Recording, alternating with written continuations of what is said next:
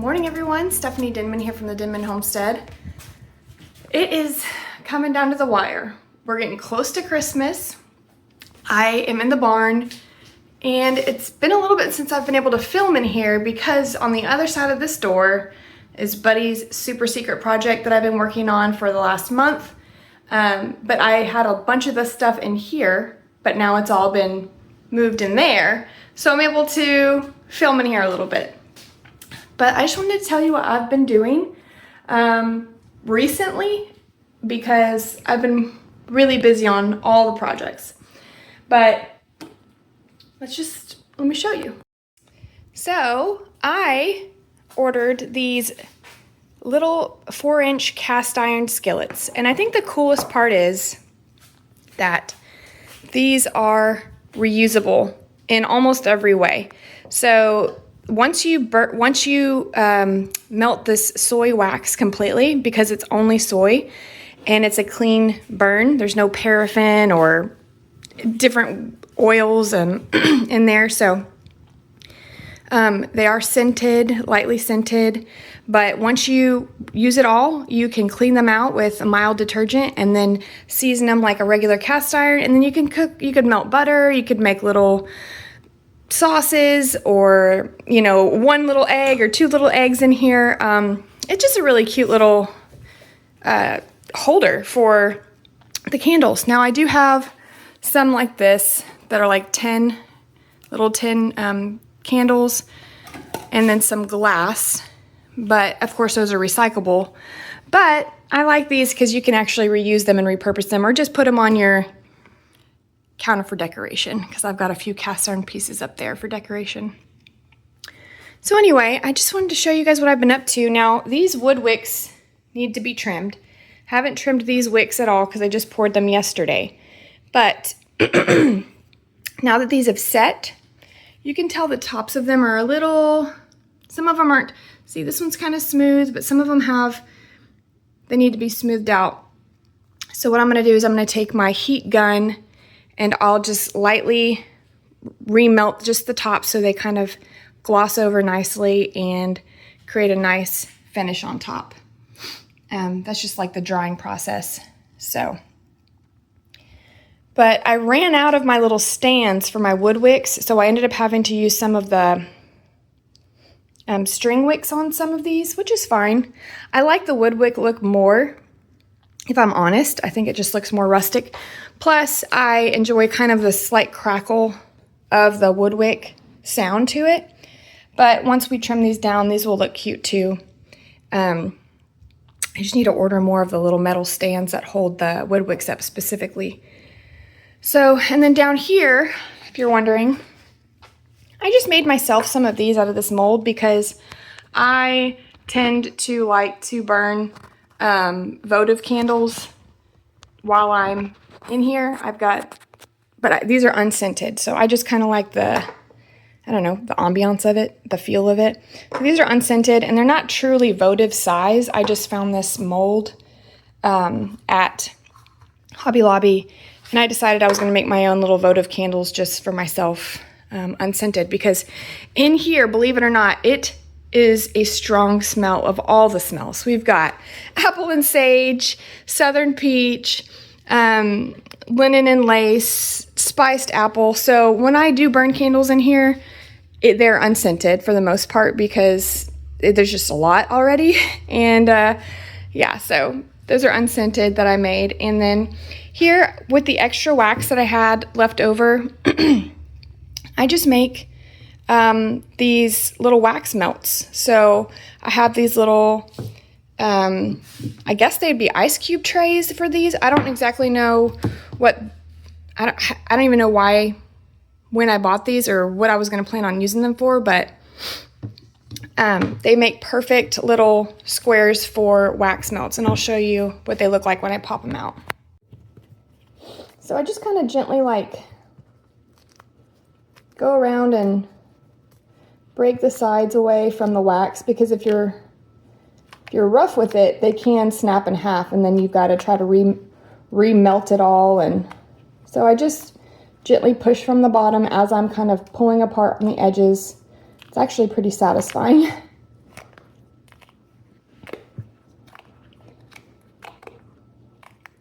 but they're little bees. Some of them are bees, and some of them are like little honeycomb. So yeah, they make kind of cute little wax melts. And then these are just your typical squares. And I've got different, like, here we go. Just a square. As far as wax melts go, I do have some like this that are in these little plastic they're 3 ounces each, but they come in 6 squares. These are like the ones you would find in the store, right? So I've poured directly in those, but then because I had those molds, I started experimenting, you know, with those, and I decided to do these. So these are 4-ounce bags. So a little bit more, you get a little bit more than this one, but you get you know, the variety of the different squares and shapes and stuff. So I thought that was pretty fun. So a couple different wax melt options. And then of course, you know, I've got bath salts and stuff like that. But today I'm going to be, oh, and I made a ton of this. So guys, this Calendula herbal salve, which is made with these Calendula petals that have been infused for months and months and months. I guess as soon as I use the oil, I re-pour it and let the petals infuse it again a few times until I replenish the petals. But I make a bunch of this, especially in the winter, because the Calendula herbal salve is so good in the winter, especially for like chapped and broken skin and diaper rashes and minor cuts, bruises, everything. It's such a really great medicinal flower, and especially for people with eczema, it's just a really healthy, it's got a little bit of I guess a greasy feel to it at first, but then if you rub it in, it really helps seal those cracks and protect your skin in the winter. So anyway, made a bunch of that. Got more over there. But yeah, everything's kind of a mess. So I'm going to trim these wicks, and I'll show you how I do that. For these are just my little stands that I use to keep the wicks upright. I'm just going to take these off now that they've dried. But for these cotton wicks, I'm just going to use a pair of scissors. I don't need anything fancy for this. But you want to make sure that your wicks aren't too long. Otherwise, you're going to have a massive flame, and the burn pull isn't going to work out very well. Plus, it's a fire hazard. So we really want to try to keep them, sometimes I do about a 1/2 inch to a 1/4 inch, but just long enough to where it won't extinguish whenever the wax starts to melt, but enough to give you a nice flame on top. So we're just going to go through and trim some of these. And then of course, once you start burning your candle, if your wick tends to get a little bit longer, you need to trim it. And I do put those instructions on every candle for safety reasons. Put a little sticker on there to tell you what to do.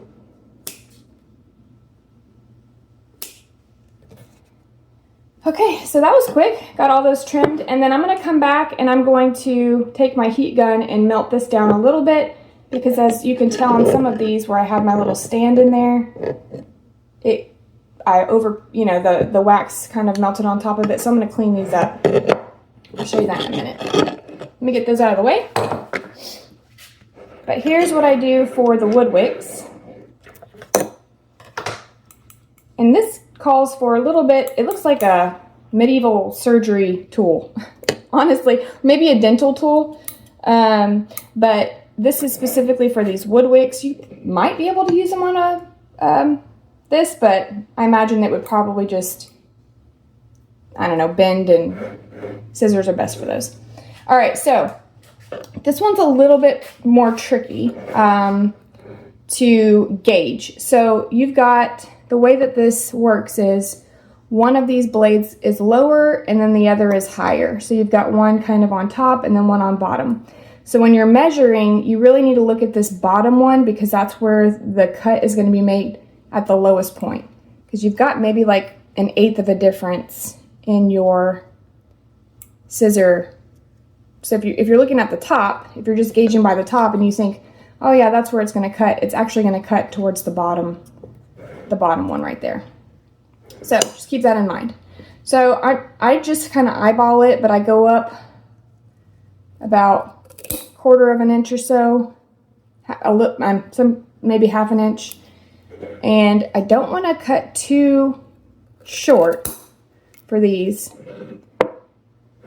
And I just try to eyeball it now that I'm recording myself. It's a little bit difficult, but this one's a little bit longer. So I'm just going to take a little bit more off the top. Once you start trimming off little bits, then they start to kind of break and flake off. But so that's about even, and that's about where I want this to be. So there's one. Let's do the others. Cue the fast forward, speed up music time.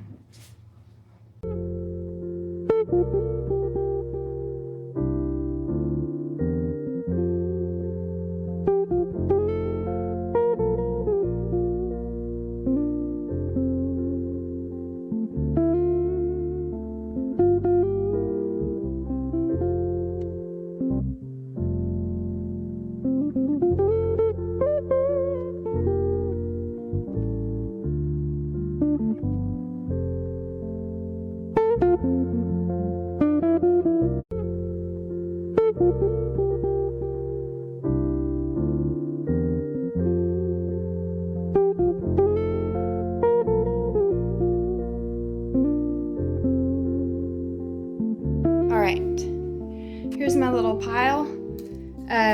I'll throw these away because they're too short to use for anything else. But this is what I'm left with. So now I will just go through with my heat gun and I'll show you that step as well. And real quick, just in case you guys were wondering about the wax that I use, this is the wax that I use primarily for all of my candle making. This is the company that I order from. They're American Soy Organics, and they have all sorts of different, I'm not promoting by any means, but or I'm not affiliated by any means, but this is what I use. They have all sorts of different types. This is called Millennium, but they have a bunch of different types of wax, soy wax that they sell, different heat sensitivities.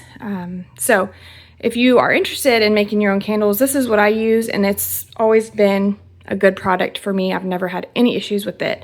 This is a 45-pound bag, and I think they come in as little as like 1 or 2 pound bags, but I'm kind of running low. But it just comes in these little pellets, and they're easy, super easy to melt down because they're already in little pellet form. So it's not like a big chunk of block that you have to break up yourself. So anyway, just wanted to show you, that's what I use. Oh, that's what I'm about to spill. All right, now I'm gonna try to do this with one hand so I can hold the camera, but this is my heat gun that I use. Just ordered it from Amazon. It's got a low and a high. So it's pretty versatile. I use it on a lot of projects. I use it for my shrink wrap bags when I'm doing the tamper-proof things on some of my chapsticks and shipping, you know, all sorts of stuff. It helps. This comes in handy. But today I'm going to use it on the low setting, and I'm going to just gently remelt the tops of some of these that kind of pooled up around the wick, and soften those back out. Some of these don't need it, but just make them look, I mean, if I were to burn these right now, nothing would be wrong with them. Like, it would be totally fine. Just for aesthetics, for looks purposes, I just want to smooth these out on top. So that's what we'll do. If you have long hair like me, I would suggest putting it up especially during this part, just because I've been melting candles and then found later that I had coated my hair in wax. So put your hair up if you got long hair.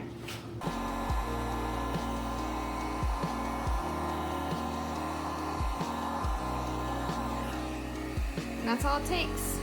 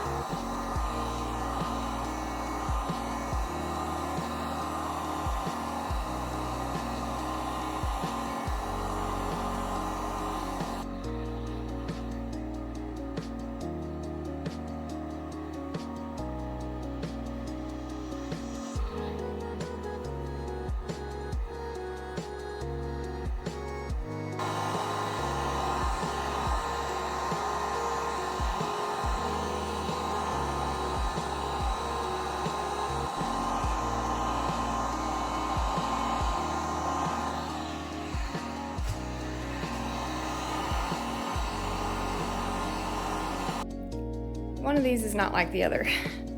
Somehow I missed trimming that one, so I gotta go back and trim that one when that one sets up from drying. But I've pretty much smoothed out all the tops. They look really good. No big humps or bumps or bubbles. And I did these over here too. So now I will wait for these to, it's not gonna take very long at all for these to dry because I only did just the tops of them. So they'll set up really quick, and then I can start to tag them and get them ready for the store.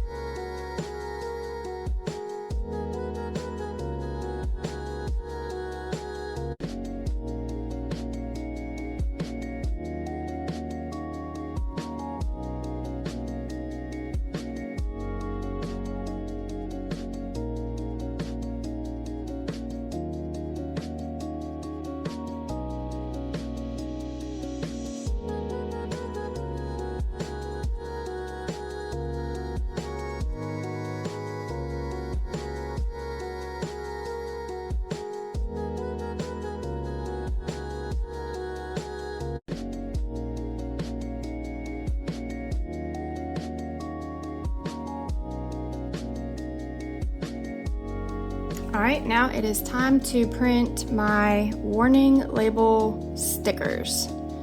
So I'm going to show you how that works. We're just going to open up my file here, and I've got my printer, and let me just change the settings real quick, and I need 40.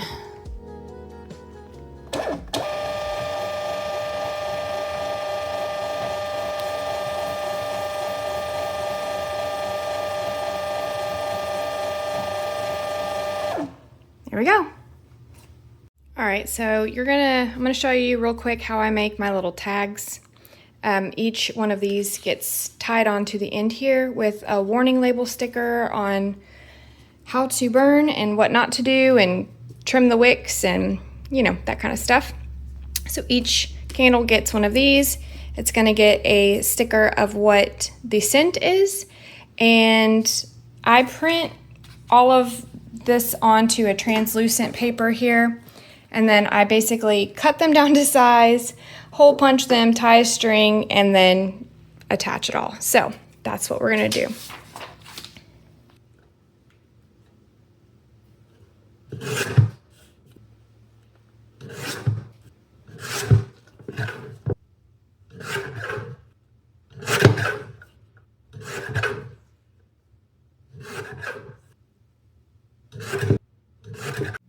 Okay, so I've got my little station here set up, and basically what I do is, well, I've hole punched with my hole punch the tops of each of these papers, and then I just line it up here, and I've kind of snipped the corners, And if it's a little uneven, I'll just take my scissors and trim off the bottom to make it even. And then I tie it with a little piece of twine, and then I will flip it over and put a warning sticker on there on like what to do and how to burn your candle. And then once all of those are made, then I'll go back through and I will attach a scent to the tag so that I know and you know what scent it is. And that's it, guys. That is how I put these together.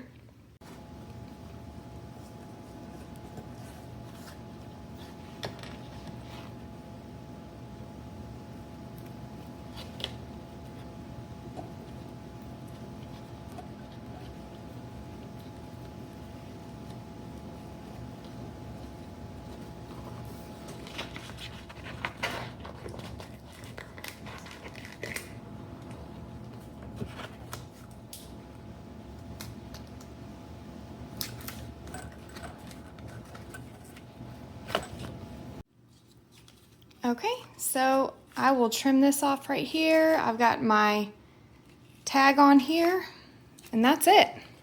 That's how I set these up, and they are ready to be mailed.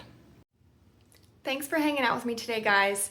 I really enjoy making these. I order them in bulk online, the little pans, and then as I sell them, I order more to keep them coming in and in stock. So if you do go to our Etsy store and they're not available, just give it a couple days and I'll be restocking them. But I really love these. I think they're super cute. But yeah, thanks for hanging out with me today, getting these ready, and I will catch you on the next one. Bye. On the Denman homestead, where the sun sets golden in the west, we live in harmony with nature, doing what we love best. From the garden to the kitchen, and the bees inside their hive. On the Denman homestead, come along and plant, nourish, thrive.